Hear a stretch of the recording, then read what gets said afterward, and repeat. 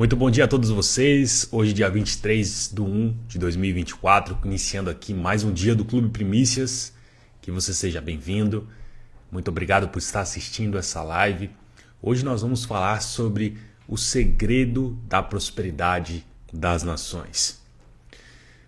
Como eu falo para vocês aqui, a É Tempo de Empreender nasce não somente com o objetivo de compartilhar conhecimento com vocês, mas o meu objetivo é transformar as próximas gerações por meio do conhecimento, por meio do empreendedorismo, por meio dos princípios cristãos e conservadores. E aqui nesta manhã eu quero compartilhar com você sobre o segredo das nações que são as mais prósperas que existem, o que elas fizeram para chegar lá, como que o povo se comporta, quais são as ações que nós temos que tomar aqui no Brasil para que a nossa nação realmente possa desfrutar. Porque você já parou para imaginar? O nosso Brasil, ele não sofre nenhum tipo de problema de natureza, a não ser no Rio Grande do Sul, na parte sul ali do nosso país, que geralmente tem aquelas tempestades, né, tornados, etc. Mas nada muito grave como tem nos outros países, terremotos, tsunamis. O Brasil ele é um país privilegiado. Qualquer lugar onde você lança uma semente, dá fruto. Bom dia, Bruna. Bom dia, Tiago. Que Deus abençoe a vida de vocês. E o nosso país é um país extremamente abençoado, gente. Era para nós sermos uma potência mundial. Agora nessa questão da pandemia, nessa retomada, melhor dizendo, o Brasil já estava com a dívida paga da pandemia. Por que aconteceu? Quando a gente tem uma crise para enfrentar, a gente precisa tirar algumas prioridades, algumas coisas que podem ser deixadas para depois e investir dinheiro para que você possa pagar ali o custo que você está tendo sobressalente. Então a pandemia ela foi muito cara e foi investido muito dinheiro na compra de vacinas, de formatação de hospitais emergenciais. Então a dívida foi muito alta. Só que a estratégia do governo anterior foi uma estratégia que funcionou, foi efetiva. Eles conseguiram, por exemplo, acelerar a economia, baixando a taxa de juros básica lá para baixo, para que as pessoas pudessem tirar o dinheiro daqueles rendimentos fixos e colocar nos seus negócios, nas suas empresas. E com isso, alavancou o rendimento do país, o PIB do país. Além disso, além dessa estratégia, eles também possibilitaram que os impostos fossem pagos mais para frente. Então você não tinha a obrigação de pagar os impostos naquele mês. Além disso, ele também propiciou empréstimos para as empresas para que elas possam se sustentar nesse tempo. E o que aconteceu? Todas essas ações, entre muitas outras que foram tomadas, permitiram com que o Brasil saísse da crise e em pouco tempo já tivesse pago todo aqueles gastos que tiveram sobressalentes. Sem contar que as empresas estatais elas estavam dando lucro. Então você pega o lucro daquelas empresas, em vez de reinvestir, e você vai lá e combate a crise. Tá? Então, qual que era a grande possibilidade que iria acontecer se todas as expectativas, todo o planejamento que foi feito no governo anterior tivesse sido colocado em prática? O Brasil hoje estaria como uma grande potência mundial. Por quê? Os outros países, os maiores, os mais desenvolvidos, passariam por crise ainda. Eles ainda teriam que lidar com a questão da pandemia. E nós, como estávamos com tudo certinho, tudo regularizado, nós iríamos agora começar a emprestar dinheiro e recursos para outros países. Então o jogo viraria para o Brasil. Mas não foi isso que aconteceu. A gente está agora com um governo que ele é um governo que centraliza o Estado. Né? O Estado ele vem como um solucionador de problemas e não como alguém que faz uma gestão dos recursos públicos somente e dá liberdade para que as pessoas possam tomar suas decisões. É um governo centralizador. E o que acontece com isso, gente? E aí é onde eu quero entrar aqui no segredo da prosperidade das nações. A gente está muito acostumado a ter um governo, né, sempre social-democrata. Então é um governo que de esquerda, centro, sempre foi assim. Nunca tivemos um governo de direita autêntico, como houve nos 4 anos passados, ou melhor, no governo anterior. E aí o que acontece? Nessa questão, quando a gente tem um governo estatal, né, que vem ali como uma mãe para suprir todas as necessidades, as pessoas acabam ficando dependentes do Estado. Uma coisa que eu sempre fico raciocinando, por exemplo, na ajuda aos necessitados. Você já percebeu que a gente tem uma tendência de esperar que outras pessoas façam aquilo que nós poderíamos fazer? Isso é uma terceirização de responsabilidade. Isso é uma terceirização daquilo que nós poderíamos fazer, a gente espera que outras pessoas façam e geralmente essa outra pessoa é o Estado. Então o que acontece? Toda vez que houver ausência de interesse de pessoas físicas na solução de um problema, o Estado vai encontrar a brecha necessária para ocupar e daqui a algum tempo, por fazer aquele serviço, irá nos cobrar, por meio de impostos, para sustentar aquela área que ele está atuando.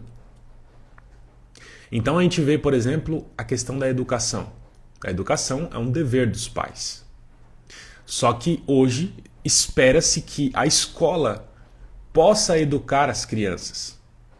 São poucos pais que pensam de fato que têm a responsabilidade da educação, de mostrar para os filhos quais são os valores, princípios que eles acreditam, o que eles querem para os seus filhos. Hoje, a máquina pública é que está trabalhando na formação das crianças. Então, aquilo que eles têm de pensamentos ideológicos é o que será sustentado lá no futuro. Eu sempre costumo dizer que não é interessante, por exemplo, para um Estado que pensa sempre ficar cada vez maior, ensinar as pessoas a se virar sozinha. Ensinar as pessoas a serem independentes, a pescar o próprio peixe. É melhor ensinar que o Estado é o grande solucionador de problemas e que você não precisa se preocupar tanto com isso, que o Estado traz a solução. Só que quando a gente olha para as nações mais prósperas, nós vemos uma participação muito pequena do Estado e uma participação muito maior dos empreendedores, por exemplo. Porque, gente, o que muitas pessoas não conseguem entender é que o Estado ele não gera recursos, ele não gera riqueza, ele não produz, gente. Lucas, mas o Estado tem as empresas estatais, né? Como Petrobras, como as empresas de energia, como Correios, enfim, uma série de empresas que são estatais. Eles não podem gerar lucro através dessas empresas? Sim, podem. Elas podem gerar lucro. Mas eu sempre trago a comparação com o serviço de telecomunicação. Quem é mais antigo aí ainda lembra da Telebrás, né? A empresa estatal de telecomunicações do governo. E aí, essa empresa, ela tinha ali um monopólio da exploração desse tipo de recurso. Eu lembro que as pessoas tinham que comprar ações da empresa para ter um telefone, uma linha telefônica. Agora, como o Brasil se transformou nesse país tecnológico, esse país que está avançando muito na questão de internet, que tem uma grande parcela ainda do nosso país que não está com internet, não está com acesso à rede. Ainda é uma infraestrutura carente nesses lugares. Mas, se nós formos analisar, o Brasil cresceu demais nessa questão. Mas cresceu por quê? Porque houve uma liberação para exploração de empresas privadas. Então as empresas privadas podem utilizar o serviço que é do Brasil, telecomunicação, não foi privatizada, é uma concessão pública.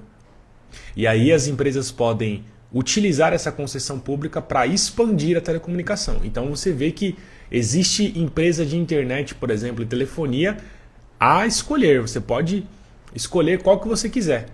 Porque existem muitas que estão trabalhando na expansão das telecomunicações. E quando você tira o mercado, o monopólio e você coloca ali o mercado, uma concorrência, o que vai acontecer? Os pares, para que eles possam ganhar espaço no mercado, eles têm que tornar a sua prestação de serviço cada vez mais eficiente. E sendo eficiente, precisa ser mais barato, para que as pessoas possam ter acesso. para que todas as pessoas possam ter internet nas suas casas. Só que os pares ficam competindo um com o outro para que eles possam oferecer o melhor produto e cobrar o melhor preço. E aí o que acontece? O acesso àquele serviço que a princípio era tão caro começa a ser mais democratizado, porque agora existem empresas que estão concorrendo entre si. Eu entendo que toda empresa ela quer ocupar uma faixa de mercado, a gente chama de market share. O que é o market share? É a fatia de mercado que a empresa ocupa naquele setor. E é lógico que todo empresário ele quer ocupar a maior parte possível. Por isso que existem aí órgãos do governo que controlam essa questão de crescimento de monopolização de empresas. Para que, havendo um monopólio, né, essa possibilidade de haver um monopólio pode trazer sérios prejuízos para o Brasil. Porque a pessoa que está no monopólio ela não tem concorrente, então ela lança o preço que ela quiser. E isso faz com que as pessoas sejam obrigadas a comprar aquele produto porque não existe outro concorrente. Então, para não viabilizar o monopólio, existem órgãos governamentais que controlam essa questão. Tá bom? Então, quando a gente vai ver a expansão que teve nas telecomunicações, não faz sentido as empresas estatais. Não faz sentido o Brasil ainda estar travado nessa questão, por exemplo, da exploração de petróleo. Exploração de petróleo nos outros países prósperos, existem mais de uma empresa, além da do Estado, para explorar aquele petróleo, para tirar recursos da terra. E automaticamente, quanto mais pessoas, mais empresas estiverem tirando recursos, mais barato vai ficar. Uma outra questão, gente, que às vezes a gente não consegue compreender a importância de nós incentivarmos o empreendedorismo. É um dos meus motivos de estar aqui. Incentivar o empreendedorismo. Sabe por quê, gente? O empreendedorismo é a única forma de nós transformarmos a nossa geração, a nossa nação, de fazer com que ela fique mais próspera, de que a nossa cidade tenha maiores resultados. Porque a economia, gente, é um ciclo contínuo, tá? O que está acontecendo agora aqui no Brasil? No Brasil, existe uma reforma tributária que está em andamento, ela está parada federal. E aí, nós vamos ver que essa reforma tributária ela vai fazer algumas modificações de limites na nossa nação. Por exemplo, o que acontece agora? Foi uma promessa até do governo atual que eles iriam mexer na questão do imposto de renda e aumentar, para que as pessoas que ganhem até 2 salários mínimos, por exemplo, não paguem imposto de renda. Mas isso está totalmente ligado a uma reforma tributária. Só que essa reforma tributária não aconteceu no tempo previsto. Ele pensava em fazer isso no ano de 2023 até dezembro, fechar essa questão e entrar 2024 já com o aumento do MEI. Né? Você que é microempreendedor individual, você tem um teto, um limite de faturamento de R$81 mil. Você pode passar 20% disso, né? Se você estourar os 20%, você é reenquadrado no próximo ano e você paga os tributos de todo o ano passado. Então, por exemplo, eu estourei os 20% do MEI, né? Acima dos R$81 mil. Aí eu vou ser desenquadrado no ano de 2024 e vou pagar os impostos do ano de 2023 inteiro que eu deixei de pagar porque eu estourei o faturamento, tá? Então é assim que acontece. Aí o que vai ser feito? Vai aumentar esse limite do MEI. Se eu não me engano, vai para 120 e poucos mil reais de faturamento bruto que você pode atingir em um ano. E também vão mexer na tabela do imposto de renda, para que as pessoas não paguem impostos sobre a renda básica, ok? O interesse do governo é cobrar esses impostos dos mais ricos.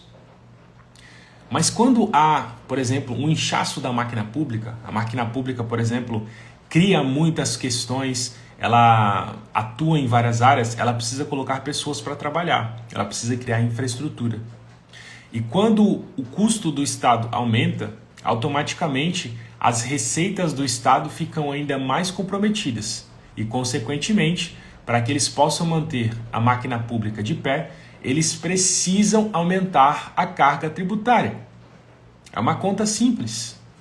Quanto maior o custo, maior são os impostos para você pagar. Por isso que é tão importante nós pensarmos sempre em diminuir a máquina pública, em torná-la cada vez mais barata, para que possa sobrar mais dinheiro no bolso do brasileiro, para que ele possa investir, para que ele possa crescer, para que ele possa empreender.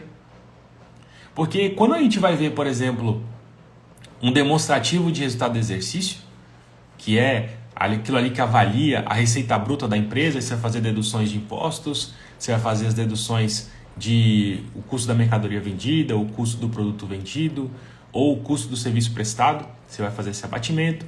Depois você vai para as despesas operacionais, despesas comerciais, financeiras, de pessoal.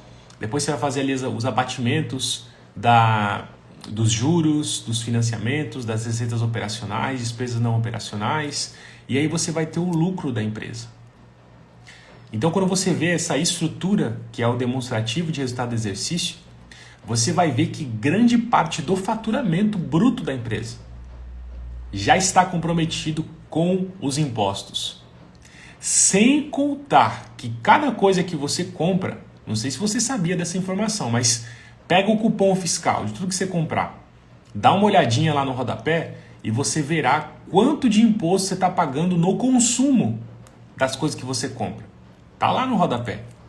Quanto de imposto você está pagando. Então você paga imposto do consumo e você paga imposto também do faturamento bruto da sua empresa. Interessante. E quando nós vamos ver, o governo é o nosso maior sócio. Se eu tivesse pelo menos 10% a menos de custo governamental nas empresas que eu auxilio, nós teríamos aí um crescimento muito considerável todos os meses. Porque nós deixaríamos de gastar esse dinheiro. Aí você fala assim, Lucas, mas isso vai trazer um prejuízo para a máquina pública, porque eles estão diminuindo 10% na arrecadação de impostos. Não, meu amigo, é o contrário. Sabe por quê? Com esses 10% que sobra, o que nós vamos fazer? Investir na empresa. Quando a empresa cresce, automaticamente eu tenho que contratar mais pessoas. Contratando mais pessoas, mais dinheiro está inserido no mercado. Mais dinheiro inserido no mercado, as pessoas vão comprar mais. Elas comprando mais, elas vão tributar, esse consumo está sendo tributado. E isso faz com que a arrecadação governamental aumente.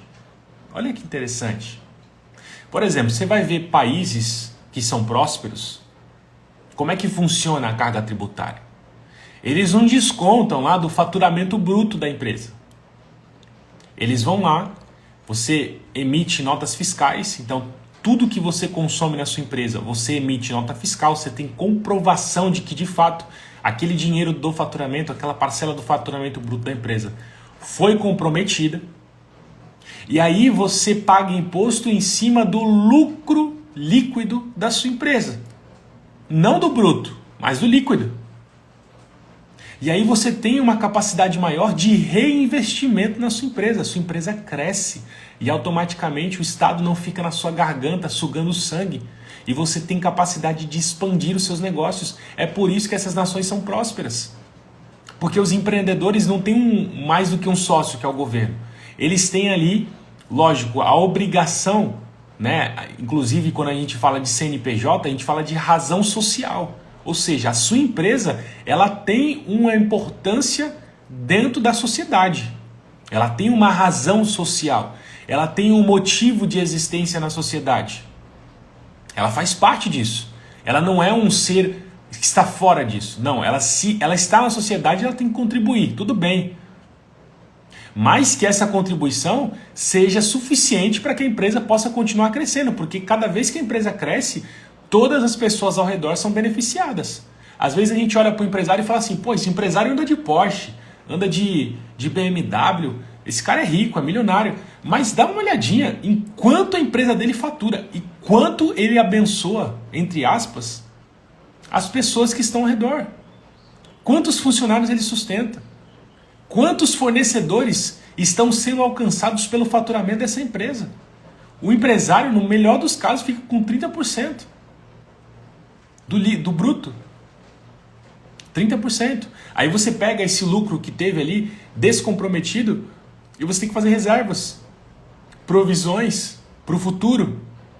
Você não pode se apropriar de todo o lucro da empresa. Você fica ali com uma parcela de 20%, às vezes 15%, vai para o bolso do empresário. Só que é 15% de um montante gigantesco. Empresa que fatura milhões.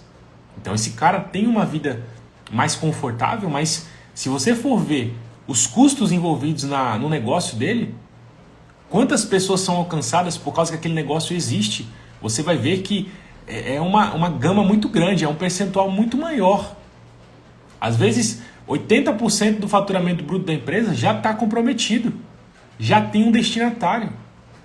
Então você imagina o ecossistema que as empresas, o empreendedor, ele faz.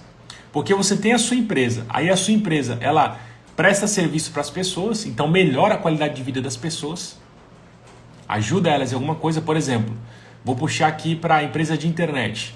A empresa de internet, ela vai lá, instala a internet na casa da pessoa. Muitas vezes essa pessoa trabalha com a internet, então através dessa prestação de serviço, ela está ganhando dinheiro. Eu virei custo e não mais despesa. Essa pessoa está ganhando dinheiro com a internet. A vida dela está melhorando porque ela tem internet na casa. Então ela está gerando recursos nisso. Aí você vai ver os fornecedores. Os fornecedores mensalmente, eles têm ali a certeza de que nós vamos comprar uma certa quantidade de produtos. A empresa do fornecedor tem funcionários e pessoas que trabalham lá. Então, quanto mais a minha empresa de internet crescer, mais a empresa dos meus fornecedores vão ter oportunidade de vender equipamento para mim e, consequentemente, faturar mais e contratar mais pessoas. Vocês estão entendendo que está tudo muito interligado? E o crescimento do empreendedorismo no Brasil é o que vai viabilizar a transformação da nossa nação. É o que vai fazer a gente sair de um país miserável, um país que ainda tem pessoas que passam fome. É esse o caminho. Não é a solução estatal, gente. Não é o Estado que vai resolver esse problema. A resolução do problema está na iniciativa privada. Quanto mais empresas estiverem no mercado, mais pessoas vão estar empregadas. Mais pessoas empregadas, mais recurso disponível. Mais mão de obra vai ser necessário. Aí eles muitas vezes divulgam aí nos canais falando que o Brasil bateu recordes de pessoas fichando. Deixa eu te falar uma coisa, meu amigo. São obras estatais. São iniciativas do próprio Estado para empregar pessoas. Isso é uma manipulação de dados. É assim que funciona. Só que quando a gente vê a iniciativa privada acontecendo, quando nós vemos de fato empresas sendo empurradas realmente para empreender, como aconteceu nos governos anteriores, que você tinha ali realmente um incentivo para a pessoa abrir uma empresa, a facilitação disso, você realmente pegar os créditos, o dinheiro que o governo tem arrecadado, e você por meio do BNDES e outros programas governamentais, você incentivar os pequenos empresários a começar, você favorece a economia de um país. O produto interno bruto cresce. Quando você facilita as transações internacionais, você faz com que o produto brasileiro seja exportado para fora. E com isso, dinheiro do exterior entra no Brasil. Então, além da produção do Brasil, você ganha dinheiro no exterior. Você tem noção do que é isso? Quando a gente fala de mercado, gente, o mercado você tem uma participação limitada. Você não consegue ter 100% de um mercado. Por isso que eu falo que a concorrência, você não precisa se preocupar se alguém abrir uma loja exatamente igual à sua do lado. Você não precisa se preocupar com isso. Por quê? Porque existe mercado para todo mundo. Ninguém vai tomar 100% do mercado. Sempre vai ter consumidor que vai querer ir na tua loja. Mas, muitas vezes, a gente acaba entrando nessa falácia e a gente favorece essa questão da não expansão dos comércios. A forma de nós mudarmos e transformarmos o Brasil é um incentivo aos empreendedores. Os empreendedores precisam iniciar as suas empresas. E muitas vezes, gente, por falta de conhecimento na base, as pessoas não sabem lidar com o dinheiro, não sabem investir, não sabem como fazer o dinheiro trabalhar para você. E por falta desse conhecimento dentro da rede pública de ensino, as pessoas crescem para ser funcionárias, é um agente passivo na vida, que sempre depende da iniciativa de terceiros para que ela possa ter uma renda todos os dias. Ela não é um agente ativo, alguém que coloca energia no país, mas é uma pessoa que extrai energia do país. O segredo das grandes nações, as nações abençoadas, que todo mundo quer ir para lá. Todo mundo quer ir para os Estados Unidos, porque é uma nação próspera, é uma nação abençoada, é uma nação onde as pessoas são incentivadas a empreender, onde que cada estado tem as suas regulamentações, tem liberdade para regulamentar. E as pessoas escolhem para qual estado quer ir. A liberdade. Aqui no Brasil não é essa liberdade.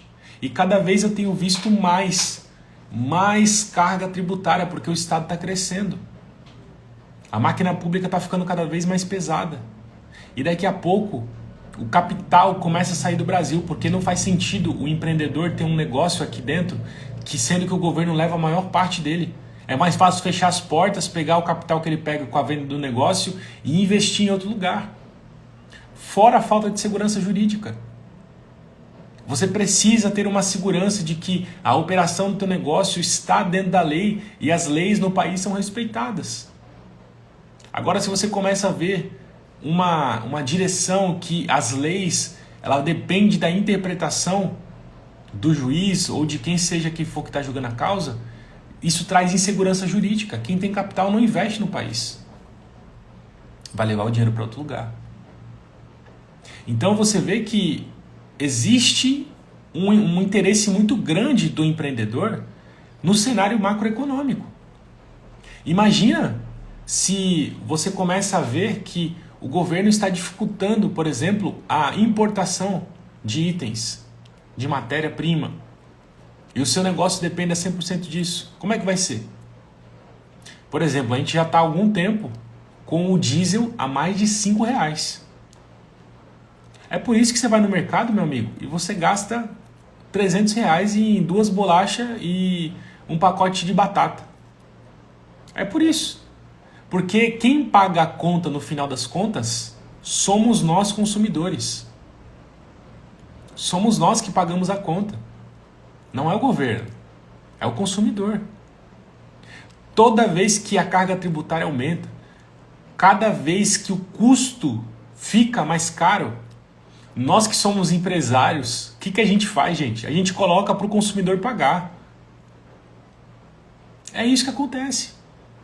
Se eu tenho lá uma carga tributária que estava em torno de 15%, e agora com a modificação do governo, que nem está acontecendo agora, não sei se você sabe disso, mas as empresas, desde o governo Dilma, lá atrás, elas tiveram um benefício de pagar menos impostos sobre a folha de funcionários. Mas agora, essa proposta de emenda constitucional vai encerrar, ou melhor, encerrou agora no mês de dezembro de 2023. E não houve prorrogação ainda, está sendo julgado. E aí o que vai acontecer? Setores essenciais da nossa economia vão ter um aumento de carga tributária de pelo menos 20% sobre a folha de pagamento. Você sabe o que isso representa, meu amigo? Se você tem uma folha de R$100 mil, você tem R$20 mil a mais todos os meses para pagar sobre a folha de funcionários. Isso representa, meus amigos, R$20 mil a menos que o empreendedor vai ter para investir no seu negócio, para comprar, para fazer o que for. Então você começa a ver que o Estado começa a oprimir as pessoas.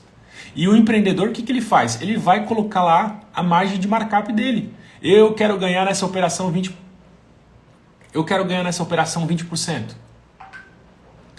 E não importa o que acontecer. Você vai colocar o restante do custo para o teu consumidor pagar. Porque você precisa, afinal, ter lucro. Você precisa sustentar a tua operação. Tem famílias que dependem da sua empresa. Se uma empresa fecha as portas, já pensou quantas famílias estão na rua? Quantas famílias perdem o seu recurso? Quantas famílias deixam de faturar? Deixam de ter o recurso todos os dias? Então, quando a gente fala aqui, às vezes a gente fica discutindo sobre questões políticas, e as pessoas falam assim, não tenho um saco para política, não quero saber disso, eu quero dizer para você que é empreendedor. você que está aqui vendo esse vídeo. Se você não prestar atenção no cenário macroeconômico da tua empresa, no que está acontecendo fora, aquilo que você não tem controle, aquilo que você não pode modificar, você pode ser surpreendido pelo cenário macroeconômico. Por isso que nós precisamos estar ligados às decisões políticas e nós precisamos, pelo caminho da influência, se posicionar para que o Brasil possa prosperar. Gente, é uma maravilha quando nós entramos em uma empresa e você vê a casa desorganizada e você coloca tudo no eixo e você vê aquela pessoa prosperando, crescendo, aumentando o faturamento, contratando pessoas, abrindo filial, porque isso é o que alimenta o nosso coração e fala assim, olha, nós estamos contribuindo com a transformação do Brasil. Quanto mais empresas estiverem abertas, quanto mais empresas estiverem faturando, quanto mais empresas estiverem contratando pessoas, mais o nosso país melhora, mais a qualidade de vida das pessoas melhora, mais as prestações de serviço vão melhorar, porque tem mais dinheiro inserido no mercado, mais o nosso país prospera. Nós somos uma nação poderosíssima, abençoada por Deus. Tudo que a gente coloca na nossa terra dá fruto. O povo brasileiro é um povo extremamente desenrolado. Mesmo em meio às maiores crises, nós estamos sempre inovando, nós estamos sempre criando soluções. Nós somos um povo que está pronto para a guerra, mas existem pessoas que ainda não entenderam o jogo. E quando não entendem o jogo, ficam refém dele. Nós precisamos nos posicionar. Nós precisamos começar a ter interesse pelas decisões políticas, porque isso atinge diretamente o seu bolso. Eu encerro a live de hoje dizendo que nós precisamos sempre ter como referência uma nação que está dando certo. Você, empreendedor, precisa ter referência sobre uma empresa que está dando certo no setor que você atua. Você, empresário, tem que ter algum outro empresário de sucesso que você vai ter como referência na sua vida. Sabe por quê? Porque a partir do momento que nós temos referências, nós começamos a analisar o que eles fizeram para chegar até lá. E a gente começa a trilhar, a modelar o que foi feito e nós vamos ter os mesmos resultados. Olha para os países que são centralizadores, que o Estado é muito grande. Pega a Venezuela, vê qual é a riqueza que tem lá. Pega a Coreia do Norte, e vê qual é a riqueza que tem nesse país. Centralizado, governamental. As pessoas são prósperas? Por que as pessoas saem do Brasil e vão para os Estados Unidos tentar a vida lá? Qual é a diferença? Por que os Estados Unidos é tão desejado? Porque lá existe liberdade. Mesmo nos partidos diferentes, o que é primordial para eles é a liberdade. É a primeira lei do país. A liberdade de expressão. Porque se as pessoas não puderem dar a sua opinião, se elas não puderem falar o que elas sentem, o que elas querem, não existe democracia. Então, é importantíssimo nós estarmos sempre ligados ao cenário macroeconômico. Existem decisões que estão no Senado, que se você, empresário, não estiver atento, a sua vida pode mudar demais. Isso pode significar até mesmo problemas financeiros para você. Se atente. Dê uma pesquisada no que está no Senado. Porque você precisa se posicionar contra essas questões governamentais. Amém? Então, que Deus abençoe a vida de vocês. Eu encerro por aqui hoje, falando com vocês que o segredo das nações prósperas está no incentivo ao empreendedor. Que Deus abençoe. Amanhã, às 6h55, estaremos aqui. Deixe o seu like aqui nessa live. Deixe seu comentário. Eu vou publicá-la aqui nos meus stories daqui a pouco. Você pode clicar e deixar seu comentário. Mande para 5 amigos que precisam ver isso daqui, porque eu tenho certeza que vai ser bênção na vida deles. Até mais. Amanhã estaremos juntos aqui.